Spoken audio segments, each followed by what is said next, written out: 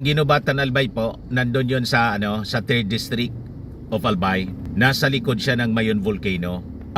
Ini-evacuate doon yung mga tao kasi mga kababayan, madalas yung talsik ng abo mula sa Mayon eruption po, ang bagsak po 3rd District. Lalo sa ganitong panahon, yung direksyon ng hangin kasi papuntang 3rd District ng Albay, northwest direction mga kababayan, dito sa amin. Pero yung daloy ng apoy, papunta po siya sa Legazpi City most of the time kasi nandito po yung mga malalalim na gali.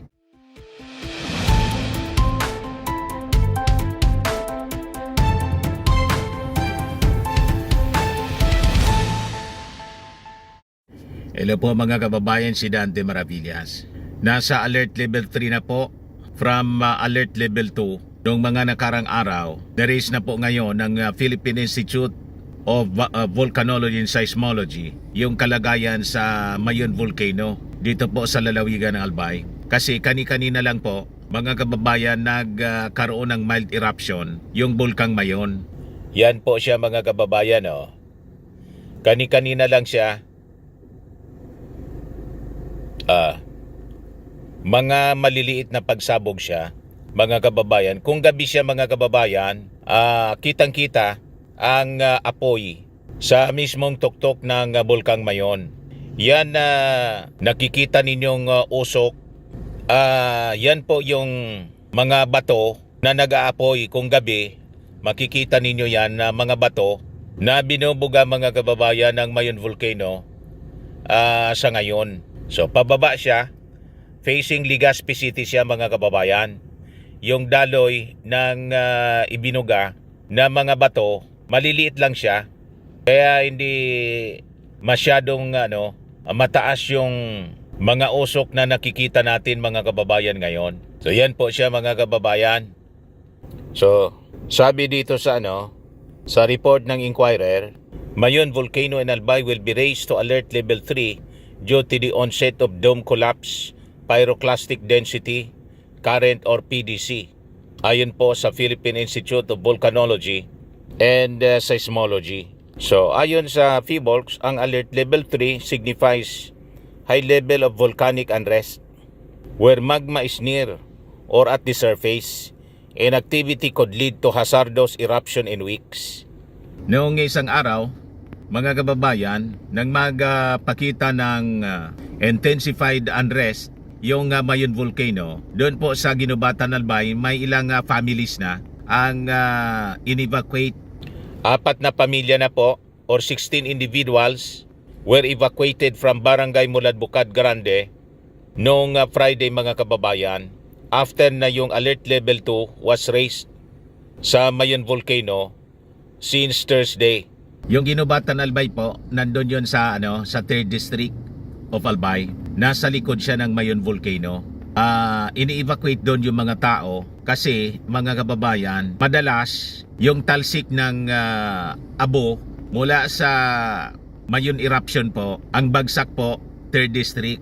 Lalo sa ganitong panahon, yung direksyon ng hangin kasi papuntang 3rd District ng Albay, northwest direction mga kababayan, dito sa amin. Pero yung daloy ng apoy, papunta po siya sa Legazpi City most of the time kasi nandito po yung mga malalalim na gali.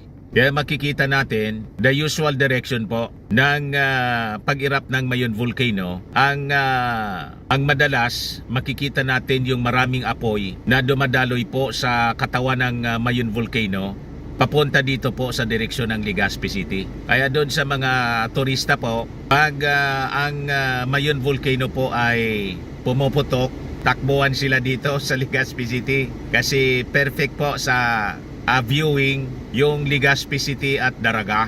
So with this intensified volcanic activity, may maganda rin dulot sa amin dito. Although siyempre nagatid siya ng peligro sa mga mamamayan at siyempre perwisyo na rin po kasi yung mga residente sa paligid along 6, 7 hanggang 8 kilometers, madalas sila ini-evacuate Siyempre, maraming malaking istorbo mga kababayan sa buhay and activities ng ating mga mamamayan sa mga barangay na nasa paligid. Yun ang masamang epekto ng puputok ng Mayon Volcano. Ang magandang epekto naman po sa tourism namin dito, dumarami yung mga dumadayo. Both local and foreign tourists, takbuhan sila dito sa lungsod ng Legazpi, pati yung mga national televisions po, mga reporter sa Manila, papunta sila dito sa amin sa Albay to cover the eruption ng Mayon Volcano. And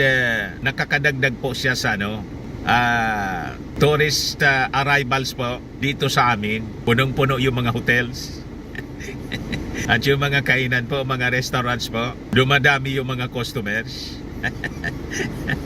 Diba? Kaya kami dito po, mga kababayan, nasanay na lang po kami pag pumuputok yung Mayon Volcano. Minsan nga, mas natatakot pa yung mga nanonood lang sa telebisyon. Diba? Yung mga nakakapanood ng video sa YouTube at saka sa Facebook. Pero kami po, sanay na. So, yan po ang mga developments. Kaya ginagawa natin ito to inform our mga kababayan all throughout the world. Lalo sa yung mga Bicolano po na may mga family siguro na nasa paligid ng Mayon Volcano. Huwag muna kayo mag-alala kasi ready naman po kami palagi. At nakasanayan na po ang madalas na pagputok ng Mayon Volcano. The last time na pumutok ito po, 2023 yata yon. Pumunta rito yung ating Pangulong Bongbong Marcos para magatid ng mga tulong, ayuda. Ikinover nga natin yon sa Ginubatan Albay, mga kababayan. Sabi ko nga po, maganda na to na madalas pumutok yung Mayon Volcano. Hindi tulad po ng Mount Pinatubo, almost 600 years. 600 years yata yun kung di tayo nagkakamali na dormant yung Pinatubo. Kaya nang pumutok po talagang matindi. Very destructive po siya. Pero itong Mayon Volcano po, madalas yung pagputok niya. Minsan 3 years, 2 years, pinakamatagal 10 years. Pero the usual 3 years, 4 years, 6 years. Laging pumuputok po ito. Kaya hindi masyadong explosive po. Laging sumisingaw di ba? At laking tulong din mga kababayan sa aming economy ang activity ng Mayon. Kasi dumarami yung quarry.